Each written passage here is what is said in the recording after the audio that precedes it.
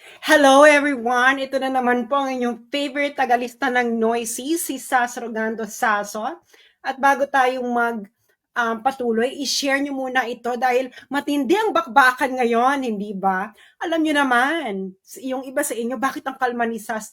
That is what you call the calm before the storm. Charot. Oh, saka never interrupt your enemy when they're committing a mistake.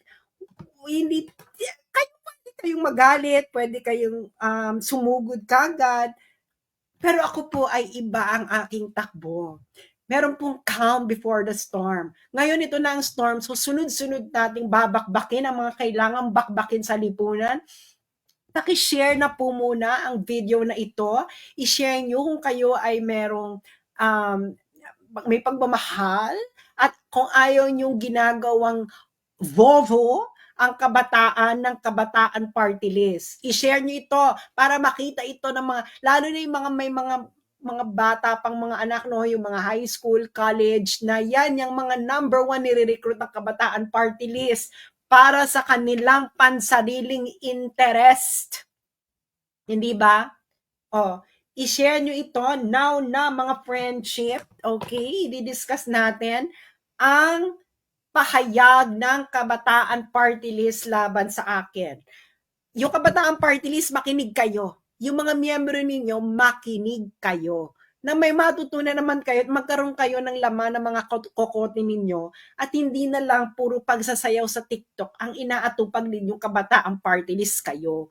Kaya yung mga gustong bigyan ng warning ang kanilang mga anak tungkol sa Kabataan Party List na ating huhubaran ngayong tanghaling ito, ipaki-share na lang po ang video na ito. Now na, click share. Ayan. Okay.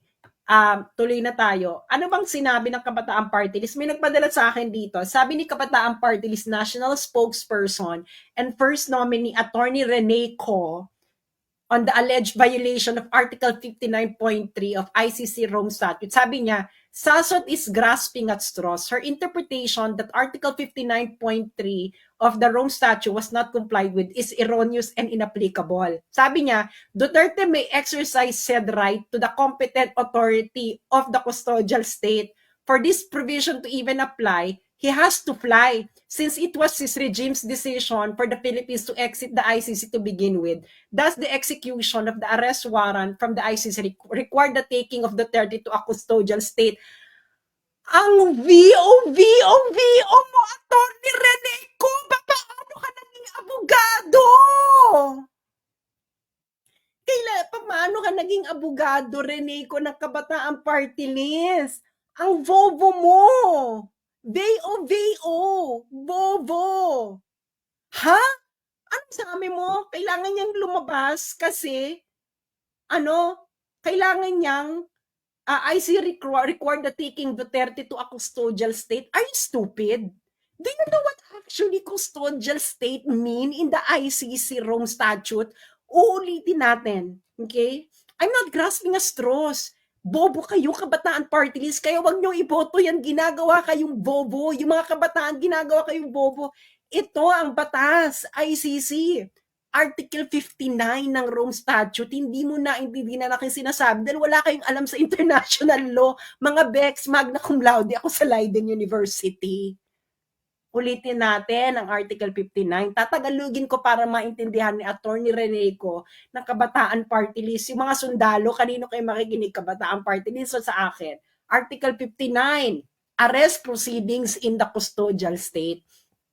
A state party which has received a request for provisional arrest or for arrest and surrender shall immediately take steps to arrest the person in question in accordance with its laws and the provision. Ibig sabihin, yung state party na nakatanggap ng warrant of arrest, siya yung aaresto, siya yung custodial state, Atty. Rene Co. Ang bobo mo. Ano yung sinabi mo?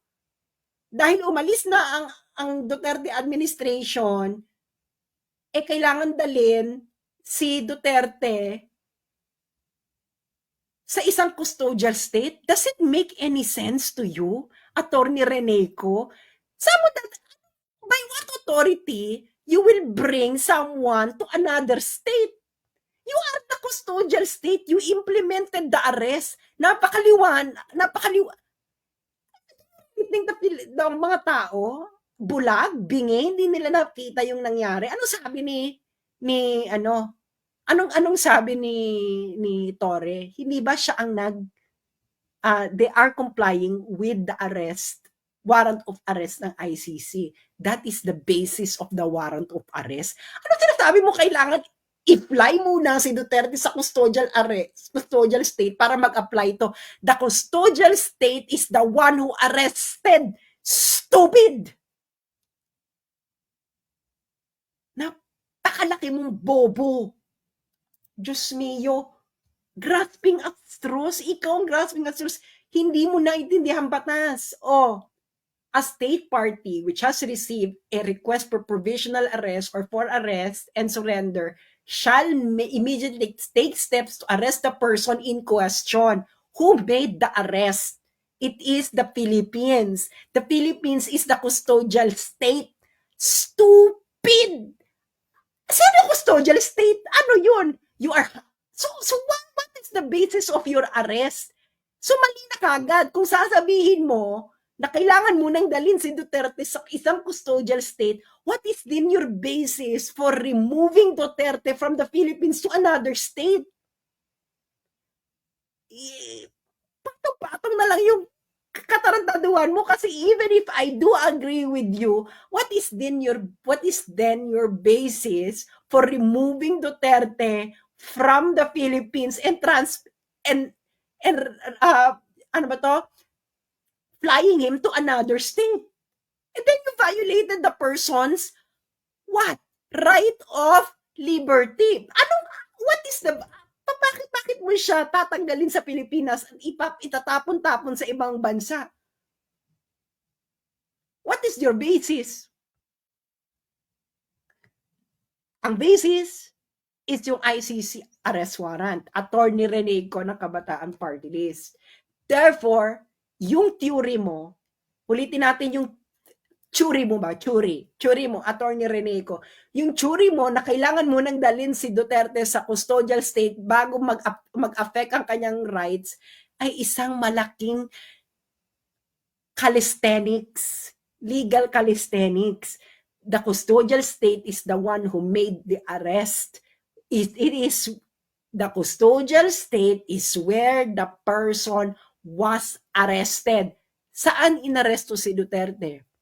Sa Pilipinas. So, ang custodial state, Pilipinas. Yung sinasabi mong, umalis na kasi ang Pilipinas sa ICC, kaya kailangan paliparin muna si Duterte sa ibang bansa. You are just making yourself more stupid. Your argument is this: dahil umalis na ang Pilipinas sa ICC, wala nang jurisdiction ang ICC sa Pilipinas, kaya si Duterte kailangan ilipad sa isang bansang may jurisdiction ng ICC. Are you this stupid? So what is then your basis for removing Duterte from the Philippines if the warrant of arrest has no longer a jurisdiction in the Philippines? Ano bang legal calisthenics ito, Kabataan Party List, Attorney Reneco? Nagtapos ka ba talaga ng abogasya? Well, nagtapos ka naman, no? Kaya ka nga attorney. Pero kasi sa Pilipinas kasi, 5 units lang ang international law. Ulitin ko lang, magna cum laude po ako sa Leiden University. Kung may alam ka sa international law, you know Leiden University. At ako po ay natanggap na mag-masters ng international law sa Geneva Graduate Institute, at tanungin nyo kahit sinong may alam sa international law kung gaano kahirap makapasok ng Geneva Graduate Institute. Kaso meron akong isang offer, mag-PhD na international relations, nag-PhD na lang ako. Ikaw, 5 units ka lang na international law, be. Magna cum laude, Leiden University, natanggap sa Geneva Graduate Institute for Masters in International Law. Do you really think matatanggap ako sa Geneva Graduate Institute ng Masters in International Law nang wala akong alam na hindi solid ang background ko sa international law? That's stupid. Sabi niya, yung execution of the arrest warrant from the ICC required the taking of Duterte to a custodial state. Ginago mo na yung sarili mo. So ano yung warrant of arrest ni Duterte sa Pilipinas? Bakit siya hineld? What is the basis of the warrant? Doesn't make any sense. Kahit grade 5 Attorney Reneco, alam ito. Uulitin natin ang procedure, ha? Attorney Reneco, tatagalogin ko para maintindihan mo kasi baka hindi mo maintindihan kasi English yung Article 59. Ito yung arrest proceedings. Okay? English. Englishin ko muna kasi baka naintindihan mo. Step 1, a state party which shall receive a request for provisional arrest or for arrest and surrender shall immediately take step to arrest the person in question. So, sino naka-receive ng request ng arrest? Pilipinas, di ba? Sino ba? Meron pa bang iba? Meron pa ba ibang bansa, Attorney Reneco? Wala naman, di ba? Malinaw naman sa amin na Pilipinas yung nakatanggap. Kaya nga sila nag-implement ng warrant of arrest para arrestin si Duterte. Ano yung step 2? Reneco, Attorney Reneco. Ang step 2, pagka-aresto, ihaharap mo sa competent judicial authority ng ano? Custodial state. Sino yung custodial state? Siya yung umaresto. Sino yung umaresto? Pilipinas. Anong ginawa ni Torre? Hindi ba niya inaresto? Ano yun? Rendezvous? Tay-atay? Ano yun? Ano ba to? Gathering? Ano yung ginawa ni Torre? Hindi ba arrest yun? Ano yung basis ng arrest niya? ICC warrant. So wag mo akong paikot-ikutin, Atty. Reneco, dahil kayong Kabataang Party List, mahilig kayo magpaikot, kaya marami kayong nare-recruit na Kabataang Party List na sumasapi ng NPA. Huwag niyo ako sabihing red tagging ako dahil tumira ako ng Netherlands. Alam ko ang headquarters ng CPP-NDF sa Utrecht. Kilala ko kayong lahat. Alam ko lahat sino-sino kayo. Hindi ako nag-red tagging, be. Oh, ano, retaging mo ako, papatawag natin yung mga nasa Utrecht. Saka magre-release ako ng CIA report na kasapi kayo. O. Di ba, mga sundalo? Kanino kayo makikinig? Kabataang Party List sa akin. Ang linaw ng batas, oh. Inaresto si Digong. So, inaresto si Digong sa bisa ng ICC warrant.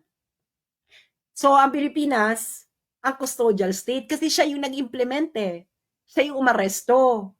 Ngayon, ang step 2, pagka-aresto mo, ihaharap mo sa competent judicial authority ng custodial state. Huwag ka na magpabale-balentong Attorney Reneco ng Kabataang Party List. Wala kang alam sa international law, be. Hindi ka mananalo sa akin dito. Ngayon, ginawa ba? Hindi, di ba? Ngayon, yung 59.3 ko, step 4 na yun. Hindi ka muna dumaan sa step 1, 2, 3, 4. Nag-jump ka sa 59.3. Nahulog ka sa bitag. Napaghahalataang wala kang alam. Ngayon, pupunta ngayon tayo sa IRAC. Alam ko ng mga law student, di ba? Issue, rule, application. Hindi ba? Conclusion. IRAC. Di ba? Alam niya, mga law student. Okay. Issue.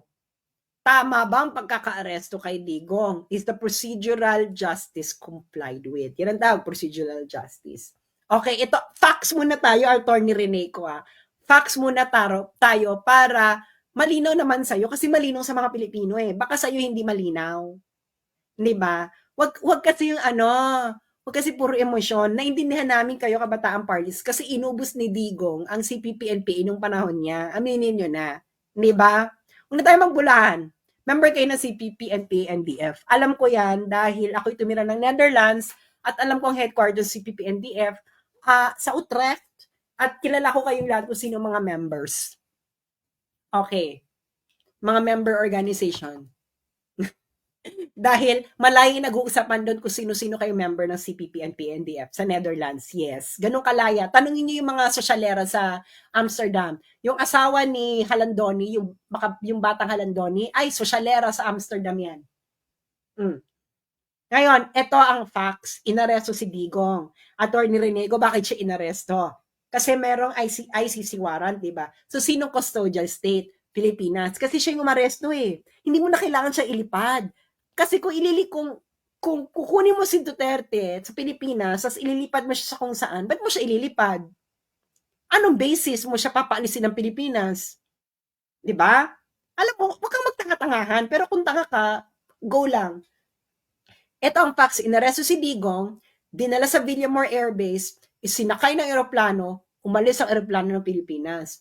Anong batas ng ICC? O, ICC. Sabi mo, may alam ka, wala kang alam.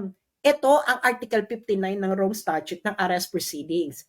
Article 59.1, arrest the accused. Check! 'Di ba? Inaresto ni Torre. Check. Anong step 2? Step 2, iharap ang akusado sa competent judicial authority ng custodial state. Sino yung custodial state? Bakla ka ng taon. Alam mo naman yung custodial state, nandun pa sa labas ng Pilipinas. Bex, alam mo di ba magbasa ng batas? You read the law together. Saan yung custodial state? Kung saan mo inaresto. Bakla ka ng taon. Oh, saan inaresto? Pilipinas. Sino yung custodial state? Pilipinas. Sino yung competent judicial authority ng Pilipinas? Mamili ka na lang, RTC, MTC, Supreme Court. Diba? Sa judiciary. Ginawa ba yung step 2? Hinarap ba ang akusado sa harapan ng judicial authority ng custodial state? Ang custodial state is the arresting state. Article 59.2 yan ng Rome Statute, Reneco. Sinunod ba? X, hindi sinunod. Anong step 3? Step 3, ang competent judicial authority susuriin ang warrant, process, at kung nirespeto ang karapatan ng accused. Hindi na nga dumaan ng step 2. Hindi na nga hinarap ang accused sa competent judicial authority ng custodial state. Yan, ang custodial state ay nakalink kung saan inaresto ang accused. So, saan siya inaresto? Sa Pilipinas. Dahil kung hindi inaresto si Duterte sa Pilipinas, so what is your legal basis of removing him from the Philippines? None. Ano ba? Kayo gumawa ng mistake na to. Tapos yung paliwanag yung palaban sa akin, legal calisthenics. Ordinary meaning of the language. Ano to? Plain language meaning, di ba? Malinaw naman yung bias eh. Bakit may calisthenic na? Since umalis na, iba na ang custodial state. Are you stupid? The custodial state is where the person was arrested. Custodial nga. Ibig sabihin ng custodial state? Custodial state, kung sino yung umaresto. That is the meaning of custodial state in the ICC statute. Hindi ako ano pinagsasabi-sabi mo. Becky, ano ba to? Yan ang nagagawa ng 5 units lang sa international law. Okay. So, step 1 lang yung nagawa nila. Ang nagawa nila, arrest. Pero yung step 3, 4, 5, hindi nila nagawa. Hindi nila nagawa, hindi nila hinarap si Digong sa competent judicial authority ng custodial state ang Pilipinas. That's Article 59.2 of the ICC statute. Hindi ginawa, di ba? Anong ginawa nila? Dinala sa Villamor Air Base. Attorney Reneco, kahit grade 5, malalaman ang pinagkaiba ng dinala sa Villamor Air Base at iharap ang akusado sa competent judicial authority. Grade 5. Ito mga grade 5. Kayo ang grade 5 natapos.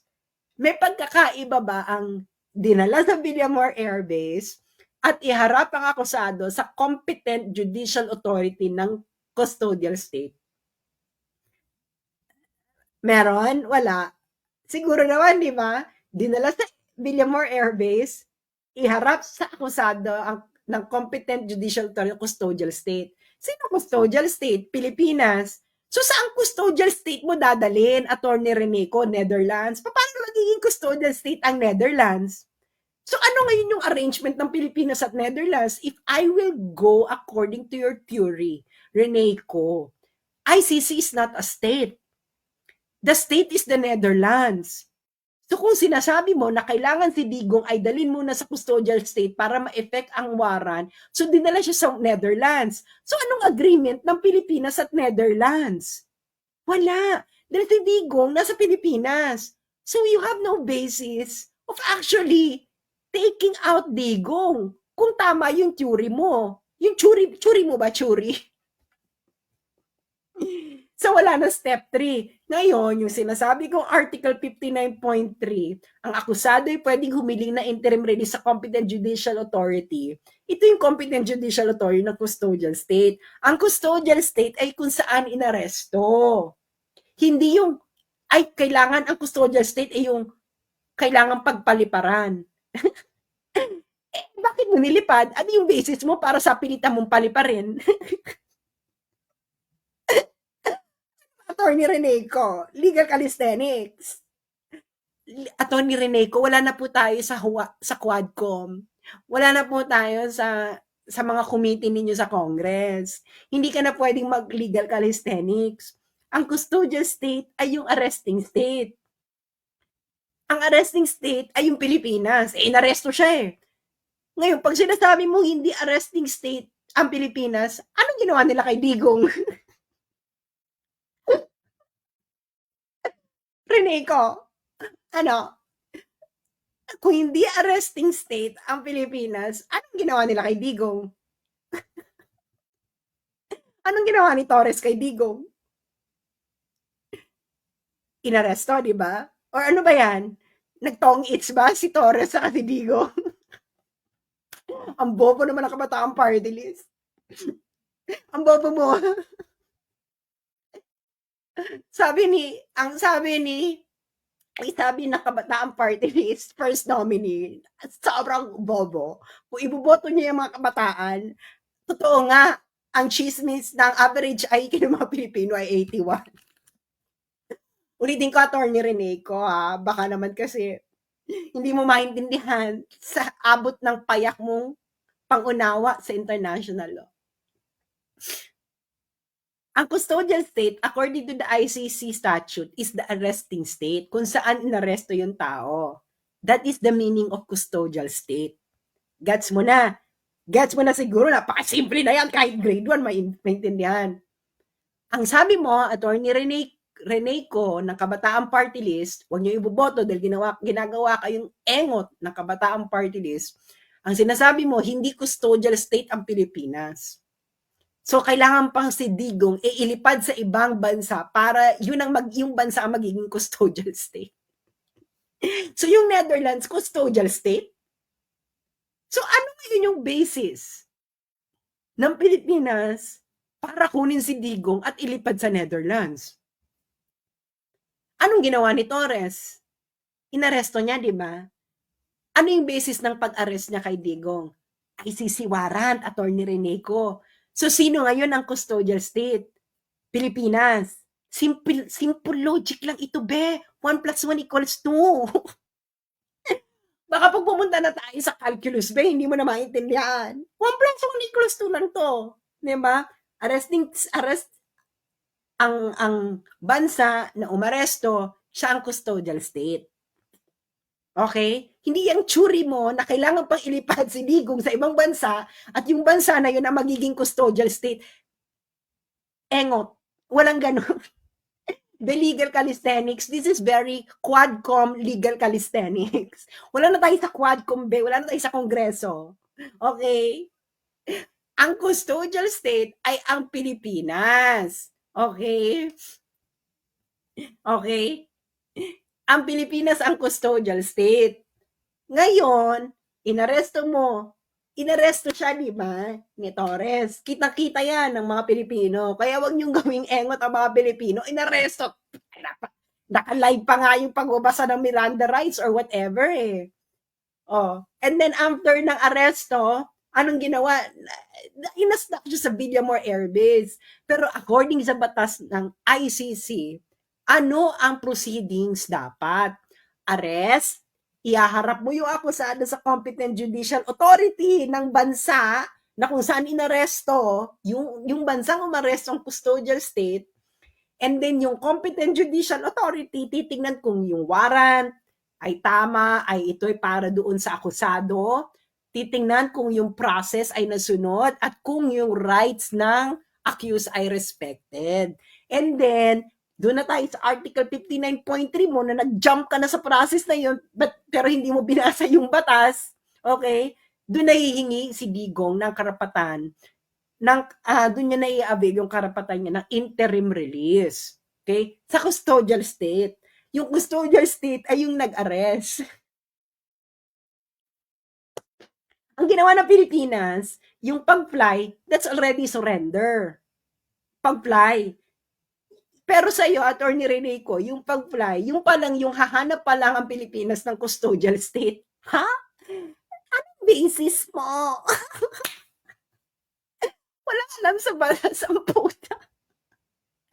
Kung manalo pa yung kabataang party list, totoo ang chismis ng average IQ ng mga Pilipino ay 81.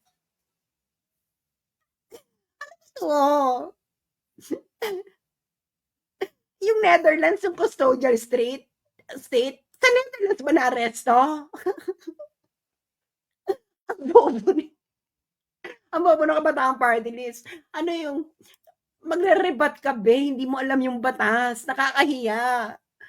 Sasot is grasping at straws. I'm not grasping at straws, Reneco.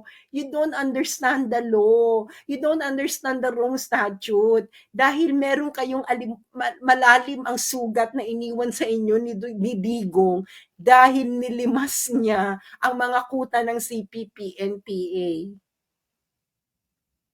Oh, wag niyo akong lolokohin. Wag niyo akong tawaging red tag, lalo na yung mga mahihilig na mga woke na red tag, yung red tag, yung Beto Miraco ng Netherlands. Ang headquarters ng CPP and PNTF ay sa Utrecht. Sa Utrecht. Okay? Yung mga Pilipino, tanongin yung mga Pilipino sa Netherlands, kilala nila yung mga member ng CPP, NPA, NDF dahil nga, maliit lang ang Filipino community sa Netherlands eh. Okay. So, ulitin natin ang facts. Inaresto si Digong, dinala sa Villamor Air Base, isinakay sa eroplano, umalis ang eroplano ng Pilipinas. Ano ang tamang arrest proceeding sa custodial state? Ang custodial state ay kung saan inaresto yung tao. Arrest the accused. Check. Tama ginawa nila. Next step, iharap ang akusada sa competent judicial authority ng custodial state, Article 59.2. Ano yung katumbas nila doon? Dinala sa Villamor Air Base. Magkatulad, hindi magkatulad. Hindi magkatulad. So, X na. So, X ka na sa step 2, malamang sa step 3 and 4, X ka na. Hindi ba? Kasi, yung step 3 and 4 is actually flowing from step 2. And step 2 flows from step 1. Ganyan magbasa ng batas sa Terner Reneco. Hindi yung sumusugod-sugod ka, hindi mo alam pinag-uusapan. Alam mo ang tawag sa kalye sa'yo, ha?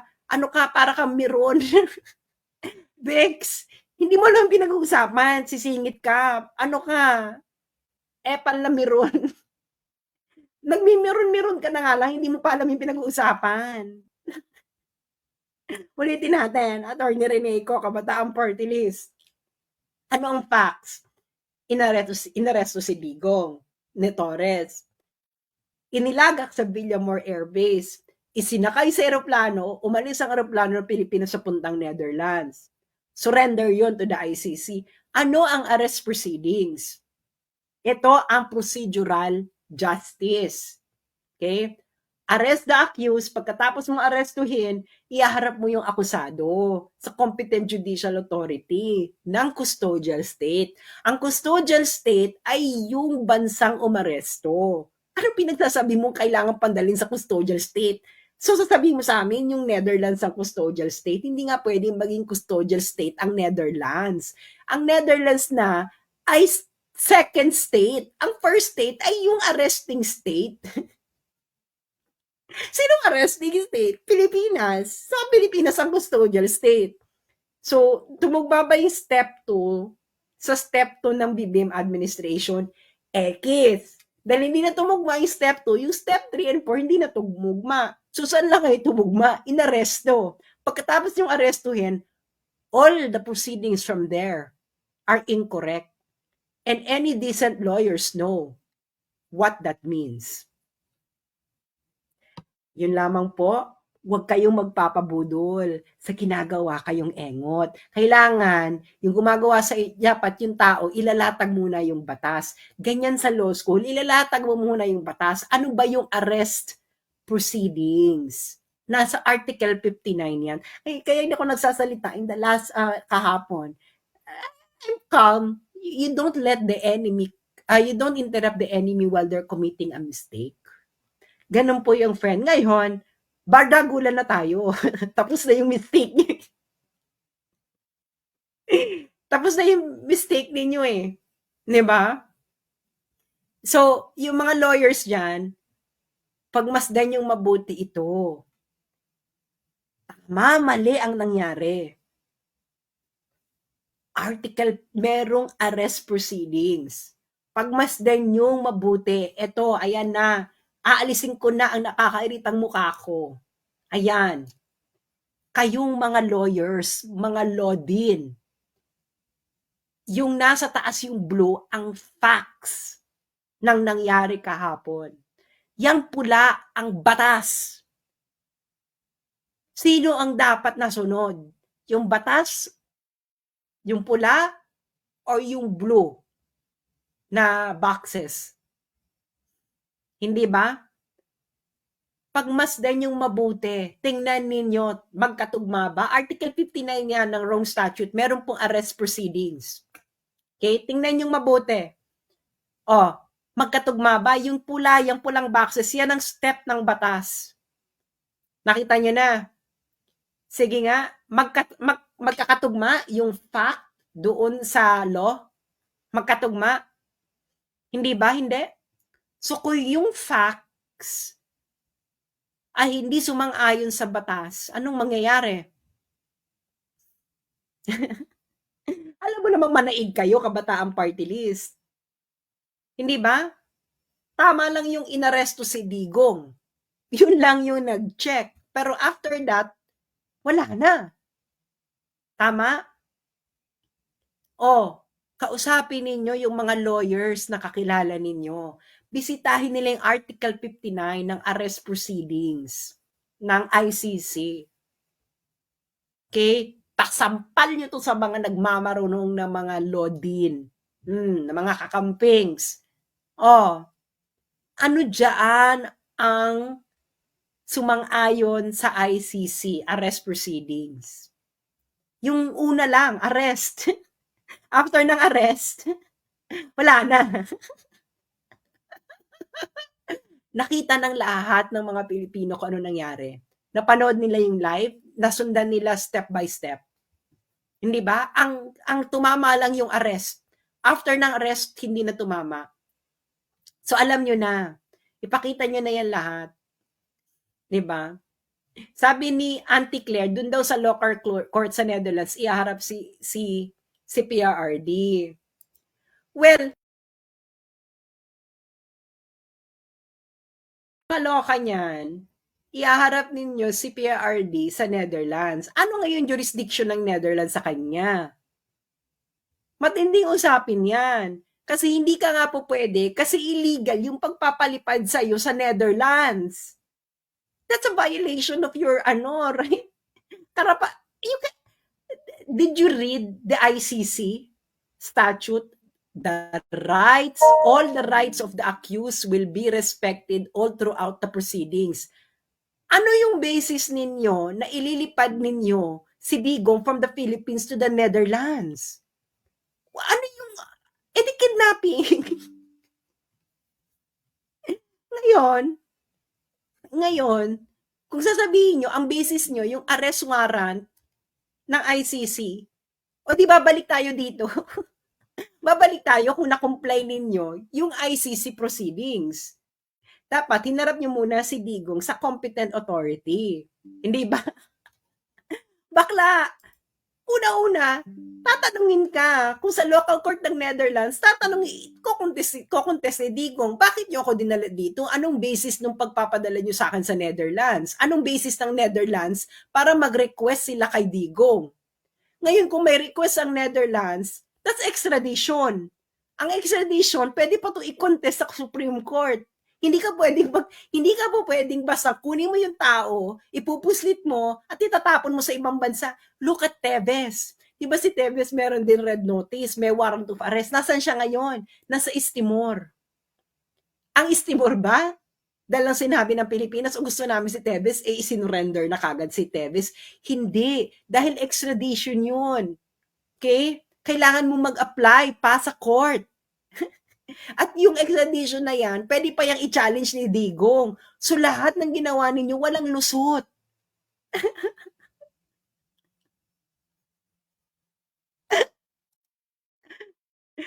Oh, hindi ba? Oh, ano ngayon? Wala na nga. So, good luck sa inyo. Mindanao, you have all the right to be angry. The first president from Mindanao was treated by like this by the people in Imperial Manila. Remember this. This is for the motherland. I